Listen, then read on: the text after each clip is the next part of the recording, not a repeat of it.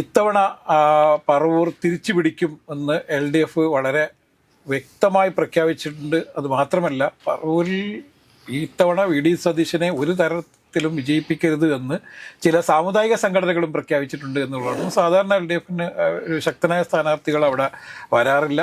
അതുകൊണ്ട് തന്നെ VD സതീശൻ 4 തവണ ഈസിയായിട്ട് ജയിച്ചൊരു മണ്ഡലം കൂടിയാണ്. നമുക്ക് അടുത്തൊരു പൊതു ചരിത്രം എടുത്തു നോക്കുമ്പോൾ LDFന് ഈസിയായിട്ട് ജയിച്ചു വരാൻ സാധ്യതയുള്ളൊരു മണ്ഡലമാണ് പറവൂർ. കാലുവാരലുകൾ ഉണ്ടായാൽ ചിലപ്പോൾ VD സതീശൻ അവിടെ പരാജയം സംഭവിച്ചേക്കാം എന്നുള്ളത്. രാജീവ് മന്ത്രിയായതോടുകൂടി ഈ കളമശ്ശേരിക്ക് കുറച്ചും കൂടി രാജീവിൽ വിശ്വാസം ഉണ്ടായിരിക്കുന്നു, അല്ലെങ്കിൽ ആ LDF ചായ്വ് കുറച്ചും കൂടി ശക്തമായിരിക്കുന്നു എന്നുള്ള നമുക്ക് ഇവിടെ നിന്ന് റിപ്പോർട്ട്. രാജേഷ് നമസ്കാരം. രാജേഷ്, ഈ വരാൻ പോകുന്ന നിയമസഭാ തെരഞ്ഞെടുപ്പിൽ എറണാകുളം ജില്ലയിലെ ഏറ്റവും പ്രധാനപ്പെട്ട 2 നിയോജക മണ്ഡലങ്ങളാണ്. ഒന്ന് മന്ത്രി P രാജീവ്, വ്യവസായ വകുപ്പ് മന്ത്രിയാണ്. P രാജീവ് മത്സരിക്കുന്ന കളമശ്ശേരിയും, അതോടൊപ്പം തന്നെ പ്രതിപക്ഷ നേതാവ് ശ്രീ VD സതീശൻ മത്സരിക്കുന്ന, അല്ലെങ്കിൽ അടുത്ത UDFന്റെ മുഖ്യമന്ത്രി സ്ഥാനാർത്ഥിയുള്ള VD സതീശൻ മത്സരിക്കുന്ന പറവൂർ. ഈ 2 മണ്ഡലങ്ങളിലും ശക്തമായ മത്സരമാണ് നടക്കുന്നത് എന്നുള്ള കാര്യത്തിൽ യാതൊരുവിധ സംശയവും വേണ്ട. കളമശ്ശേരി എന്ന് പറയുന്ന UDF അനുഭാവമുള്ളൊരു മണ്ഡലമാണ്. പക്ഷേ അവിടെ കഴിഞ്ഞ പ്രാവശ്യം VK ഇബ്രാഹിം കുഞ്ഞിൻ്റെ മകൻ മത്സരിച്ചതിനെ തുടർന്നാണ് ആ സീറ്റ് നഷ്ടപ്പെടാനായിട്ട് തന്നെ കാരണമെന്ന് എനിക്ക് തോന്നുന്നു. ആ മകൻ തന്നെയാണ് ഇപ്രാവശ്യവും മത്സരിക്കുന്നത് എന്നുള്ളത് P രാജീവിൻ്റെ ആത്മവിശ്വാസം കൂട്ടിയിട്ടുണ്ടോ എന്ന് പരിശോധിക്കേണ്ടതുണ്ട്. അതോടൊപ്പം തന്നെ VD സതീശനെതിരെ മത്സരിക്കുന്ന കയ്പമംഗലം MLA കൂടിയായിട്ടുള്ള ടൈസൺ മാസ്റ്ററുടെ ഒരു വരവ് VD സതീശനെ ഏതെങ്കിലും തരത്തിൽ സമ്മർദ്ദത്തിലാഴ്ത്തുന്നുണ്ടോ എന്നുകൂടി നമ്മൾ പരിശോധിക്കേണ്ടതുണ്ട്. ഈ പറവൂരിലെ മത്സരവും അതുപോലെ തന്നെ കളമശ്ശേരിയിലെ മത്സരവും രണ്ടും സ്റ്റേറ്റ് ലെവലിൽ തന്നെ വളരെ പ്രധാനപ്പെട്ട മത്സരങ്ങളാണ്. കാരണം ഒന്ന് പ്രതിപക്ഷ നേതാവ് മത്സരിക്കുന്ന സ്ഥലവും മന്ത്രി മത്സരിക്കുന്നതുകൊണ്ട് തന്നെ അത് വ്യവസായ വകുപ്പ് മന്ത്രി. അതെ, സ്റ്റേറ്റിൽ വളരെ ശ്രദ്ധേയമായ മത്സരം നടക്കുന്ന 2 മണ്ഡലങ്ങളാണിവ. അത് നിലനിൽക്കെ തന്നെ പറവൂരിലെ മത്സരം കുറച്ചും കൂടി ആളുകൾ ശ്രദ്ധിക്കാനുള്ള പ്രധാനപ്പെട്ട കാരണം, കേരള ജനത ഏറെ ഉറ്റുനോക്കാനുള്ള കാരണം, അത് ഇത്തവണ പറവൂർ തിരിച്ചു പിടിക്കും എന്ന് LDF വളരെ വ്യക്തമായി പ്രഖ്യാപിച്ചിട്ടുണ്ട്. അത് മാത്രമല്ല, പറവൂരിൽ ഇത്തവണ VD സതീശനെ ഒരു തരത്തിലും വിജയിപ്പിക്കരുത് എന്ന് ചില സാമുദായിക സംഘടനകളും പ്രഖ്യാപിച്ചിട്ടുണ്ട് എന്നുള്ളതുകൊണ്ട് SNDP NSS ഉൾപ്പെടെ. അതെ, ഈ 2 RSSനും അത്തരത്തിലൊരു തീരുമാനമുണ്ട്. VD സതീശൻ ഇത്തവണ നിയമസഭ കാണിക്കരുത് എന്ന്. അങ്ങനെ ഒരു LDFന്റെ ടൈസൺ മാസ്റ്റർ എന്ന് പറയുന്നത് സാധാരണ LDFന് ഒരു ശക്തനായ സ്ഥാനാർത്ഥികൾ അവിടെ വരാറില്ല. അതുകൊണ്ട് തന്നെ VD സതീശൻ 4 തവണ ഈസിയായിട്ട് ജയിച്ചൊരു മണ്ഡലം കൂടിയാണ്. ഇത് 5ാം തവണയാണ് ഇത് മത്സരിക്കുന്നത്. അതിനു മുന്നേ 2 തവണ P രാജു ആയിരുന്നു, ഈ അടുത്ത് നിര്യാതനായ P രാജു ആയിരുന്നു CPIക്ക് വേണ്ടിയിട്ട് ആ സീറ്റ് പിടിച്ചെടുത്തിരുന്നത്. നമുക്കറിയാം, നിയമസഭയുടെ ഈ പറവൂർ മണ്ഡലത്തിൻ്റെ ഒരു ചരിത്രം തന്നെ പരിശോധിക്കുമ്പോൾ ആദ്യം ഫസ്റ്റ് ഇലക്ഷനിൽ CPI വിജയിച്ച മണ്ഡലമാണ്. പക്ഷേ പിന്നീട് ദീർഘകാലം ഈ മണ്ഡലം പിന്നെ UDFന്റെ കുത്തക മണ്ഡലമായിരുന്നു. കോൺഗ്രസിൻ്റെ പല നേതാക്കന്മാരും വിജയിച്ച പടയസ് ജോസേല സേവിയർ അറക്കലിനെ പോലുള്ള നേതാക്കന്മാരും ഒക്കെ മത്സരിച്ച് വിജയിച്ച സ്ഥലങ്ങളാണ് ഈ മണ്ഡലമാണ് പറവൂർ. പക്ഷേ പിന്നീട് 10 വർഷക്കാലം P രാജു അവിടെ MLA ആയതോടുകൂടി അതിനൊരു ഇടത് ചായ്വ് ഉണ്ടാവുകയും, പക്ഷേ ആ ചായ്വ് തകർത്തുകൊണ്ടായിരുന്നു അന്ന് യുവ നേതാവായിരുന്ന VD സതീശൻ്റെ വരവും. VD സതീശൻ്റെ വരവോടുകൂടി അത് വീണ്ടും UDF പക്ഷത്തേക്ക് മാറുന്നൊരു കാഴ്ച കണ്ട്. നമുക്ക് അടുത്തൊരു പൊതു ചരിത്രം എടുത്തു നോക്കുമ്പോൾ LDFന് ഈസിയായിട്ട് ജയിച്ചു വരാൻ സാധ്യതയുള്ളൊരു മണ്ഡലമാണ് പറവൂർ. പക്ഷേ VD സതീശനോട് പലപ്പോഴും വിജയിച്ച് കയറാൻ പറ്റാത്തൊരു സാഹചര്യം അവിടെ പറവൂരിൽ ഈ സതീശൻ തന്നെ ഉണ്ടാക്കിയെടുത്തു എന്നുള്ള നമ്മളിൽ കാണേണ്ടത്. കഴിഞ്ഞ തവണയും പറഞ്ഞു കേട്ടതാണ്, ഒരു പൊതു സ്ഥാനാർത്ഥിയെ നിർത്തിക്കൊണ്ട് LDF ആ മണ്ഡലം പിടിക്കുമെന്നായിരുന്നു. ഇത്തവണയും അത്തരത്തിലൊരു വലിയ പ്രചരണം ഉണ്ടായി. അവിടെ CPIയിൽ നിന്നും ആ സീറ്റ് ഏറ്റെടുത്ത് ഒരുപക്ഷെ CPM ആ മണ്ഡലത്തിൽ ഒരു കരുത്തരായ സ്ഥാനാർത്ഥിയെ നിർത്തിയേക്കാം.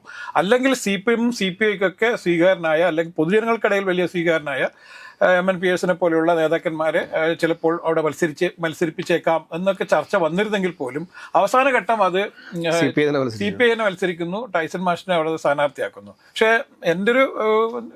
ഞാൻ അന്വേഷിച്ചിടത്തോളം അവിടെ വീണ്ടും VD സതീശൻ അനുകൂലമായ ഒരു തരംഗം ഉണ്ടായേക്കും എന്ന് തന്നെയാണ്. പക്ഷേ ഇതൊക്കെ പറയുമ്പോഴും ഞാൻ നേരത്തെ പറഞ്ഞ ചില സാമുദായിക സമവാക്യങ്ങൾ ഒക്കെ പ്രതികൂലമായാൽ സതീശൻ കുറച്ച് വെള്ളം കുടിക്കും എന്നുള്ളതാണ് അതിൽ പറയുന്നത്. ഈ ടൈസൺ മാസ്റ്റർ ലത്തീൻ സമുദായാംഗം കൂടിയാണ്. അവരുടെ ഒരു പരിപൂർണമായിട്ടുള്ളൊരു പിന്തുണ ടൈസൺ മാസ്റ്ററിനെ ആകർഷിക്കാൻ സാധിച്ചിട്ടുണ്ട്. അതുകൊണ്ട് വി ഡി സതീശൻ്റെ ഒരു പ്രസ്താവനയുണ്ട് കൊച്ചി നിയമസഭാ മണ്ഡലവുമായി ബന്ധപ്പെട്ടിട്ട്. കാരണം അത് നിങ്ങൾ കയ്യിൽ ആ വോട്ട് ബാങ്കൊക്കെ നിങ്ങൾ കയ്യിൽ വെച്ചാൽ മതി എന്നൊക്കെയുള്ള ചെറിയ പ്രതികരണങ്ങളുണ്ട്. അത് കൊച്ചിയിലും പറവൂരുമാണ് ഏറ്റവും കൂടുതലായിട്ട് ബാധിക്കാൻ പോകുന്നത് എന്നുകൂടി മനസ്സിലാക്കേണ്ടതുണ്ട്. അത് മാത്രമല്ല, ഞാൻ വേറൊരു വിഷയം കൂടി കാണുന്നത്, കോൺഗ്രസിൽ യഥാർത്ഥത്തിൽ മുഖ്യമന്ത്രി ആരായിരിക്കണം എന്നതിനെ കുറിച്ചുള്ള വലിയ ചർച്ചകൾ നടക്കുന്നു.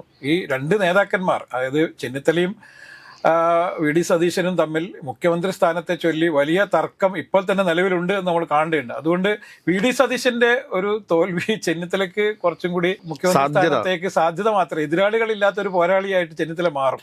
അപ്പൊ അങ്ങനെ ഒരു സാഹചര്യവും അവിടെ ഉരുത്തിരിയുന്നുണ്ട് എന്നുള്ള അതായത് കോൺഗ്രസിനിടയിൽ തന്നെ ചില കാലുവാരലുകൾ ഉണ്ടായാൽ ചിലപ്പോൾ വി ഡി സതീശൻ അവിടെ പരാജയം സംഭവിച്ചേക്കാം എന്നുള്ള. വി ഡി സതീശൻ വളരെ വ്യക്തമായ ഒരു രാഷ്ട്രീയ തീരുമാനം എടുത്തിട്ടുണ്ട്. ഇത്തവണ UDF അധികാരത്തിൽ എത്തിക്കാൻ കഴിഞ്ഞില്ലെങ്കിൽ രാഷ്ട്രീയ വനവാസം ആയിരിക്കും എൻ്റെ തീരുമാനം, ഞാൻ മാറ്റില്ല, അത് ഞാൻ ഇപ്പോഴും ഉറച്ചു വിശ്വസിക്കുന്നു, ഉറച്ചു പ്രഖ്യാപിക്കുന്നു എന്ന് അദ്ദേഹം തുടരെ പറഞ്ഞുകൊണ്ടിരിക്കുന്നുണ്ട്. അതുകൊണ്ട് തന്നെ വി ഡി സതീശനെ സംബന്ധിച്ചിടത്തോളം 5ാം തവണത്തെ വിജയം, വി ഡി സതീശൻ ഇതുവരെ മന്ത്രിയാവാൻ പറ്റിയിട്ടില്ല. മറ്റു പല പ്രതിപക്ഷ നേതാവാൻ മറ്റു പല നേതാക്കന്മാർക്കും മന്ത്രിയാവാൻ, മുഖ്യമന്ത്രി ആവാൻ വേണ്ടിയിട്ടുള്ള അദ്ദേഹത്തിന്റെ ഒരു പോരായ്മയായിട്ട് ആളുകൾ പറയുന്നത് അത് തന്നെയാണ്. അപ്പം ഇദ്ദേഹം രമേശ് ചെന്നിത്തലയാണെങ്കിൽ 2 തവണ മന്ത്രിയായതാണ്, കഴിഞ്ഞ തവണ ആഭ്യന്തര വകുപ്പ് കൈകാര്യം ചെയ്ത ആളാണ്.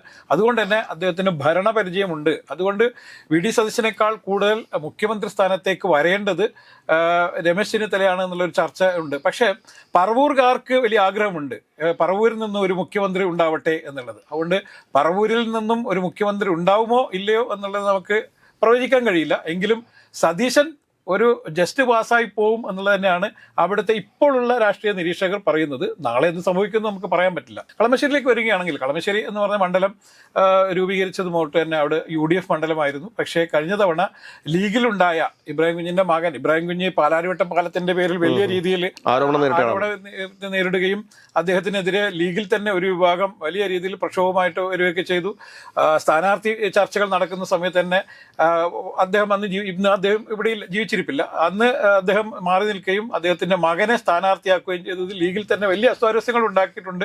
ലീഗിൽ നിന്നുള്ള കുറേ നേതാക്കന്മാർ, കളമശ്ശേരിയിലെ കുറേ നേതാക്കന്മാർ, എറണാകുളം ജില്ലയിലെ പല നേതാക്കന്മാരും പിന്നീട് പാണക്കാടേക്ക് മാർച്ച് നടത്തുകയും പാണക്കാട് പോയി പ്രക്ഷോഭത്തിനായി പോയി അവിടെ പോയി ബിരിയാണി കഴിച്ച് തിരിച്ചൊന്നും മിണ്ടാതെ തിരിച്ചിങ്ങോട്ട് പോവുകയും ഇബ്രാഹിം കുഞ്ഞിന്റെ മകൻ തന്നെ സ്ഥാനാർത്ഥിയായി മാറുകയും ചെയ്തു.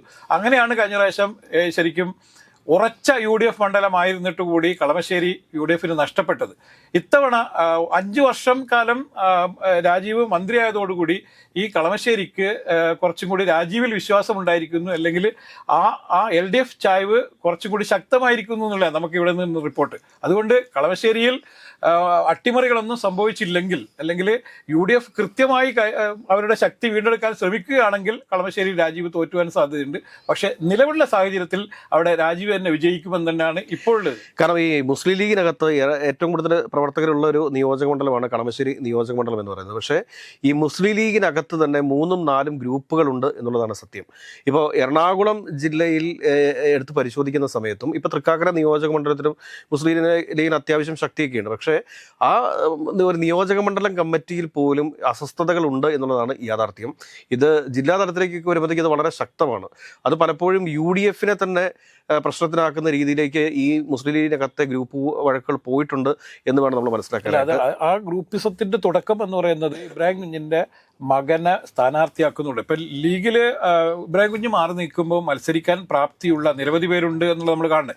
ഈ ലീഗിലുണ്ടായ തർക്കത്തെയാണ് കോൺഗ്രസ് മുതലെടുക്കാൻ വേണ്ടി ശ്രമിച്ചതും ഈ മണ്ഡലം ഏറ്റെടുക്കുന്നതിന് വേണ്ടിയിട്ടുള്ള ചില ചർച്ചകൾ ആദ്യഘട്ടത്തിൽ നടന്നിരുന്നു.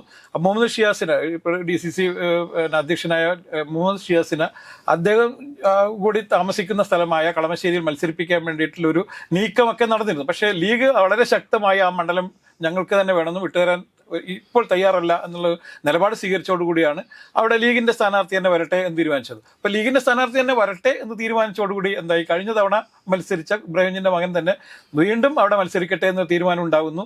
അത് പാണക്കാട് എന്നും അത്തരത്തിലുള്ള തീരുമാനം ഉണ്ടാകുന്നതോടുകൂടി ഇത്തവണയും ലീഗുകാർക്ക് പ്രതിഷേധിക്കാൻ പോലും അവസരം നൽകാതെ വീണ്ടും അദ്ദേഹം തന്നെ സ്ഥാനാർത്ഥിയാവുന്ന ചിത്രമുണ്ട്. പക്ഷെ കഴിഞ്ഞ തവണ ഇബ്രാഹിം കുഞ്ഞ് ജീവിച്ചിരിക്കെയാണ് അവിടെ ഇദ്ദേഹം മത്സരത്തെ നേരിട്ടത്. അപ്പോൾ ഇബ്രാഹിം കുഞ്ഞിന് ജനങ്ങളൊക്കെ ആയിട്ടുണ്ടായിരുന്ന വലിയ ഗാഢമായ ബന്ധമുണ്ട്. എന്നിട്ട് പോലും തോറ്റുപോയ പോയെങ്കിൽ ഇത്തവണത്തെ സ്ഥിതി എന്താവും എന്നുള്ളത് നമ്മൾ കണ്ടറിയുന്നുണ്ട്. പക്ഷെ അതുമാത്രമല്ല, രാജീവ് 5 വർഷക്കാലത്തെ ഭരണം കൊണ്ടുണ്ടാക്കിയത്, അദ്ദേഹം കളമശ്ശേരി HMTയുടെ ഈ സ്ഥലത്ത് വലിയ ഒരു പ്രൊജക്ട് പ്രഖ്യാപിച്ചിരിക്കുന്നു. അത് ഹൈക്കോടതി സമുച്ചയം, ഇപ്പോൾ തന്നെ ട്രാഫിക് ഒക്കെ വലിയ പ്രശ്നമായി മാറിയ, അല്ലെ സ്ഥലപരിമിതി ബുദ്ധിമുട്ടുന്ന ഹൈക്കോടതി കെട്ടിടം, അതുമായി ബന്ധപ്പെട്ടുള്ള ചില ഇൻസ്റ്റിറ്റ്യൂട്ടും ഒക്കെ തുടങ്ങുന്ന ഇവരുടെ താമസ സൗകര്യം, അങ്ങനെയുള്ള എല്ലാം ഈ കളമശ്ശേരിയിലേക്ക് മാറ്റാൻ തീരുമാനിച്ചിരിക്കുന്നു. അല്ലെങ്കിൽ അത്തരത്തിലൊരു നീക്കം വളരെ ശക്തമാണ്. അപ്പോൾ കളമശ്ശേരിയുടെ ചിത്രം തന്നെ മാറുന്ന വലിയൊരു പ്രൊജക്റ്റാണിത്.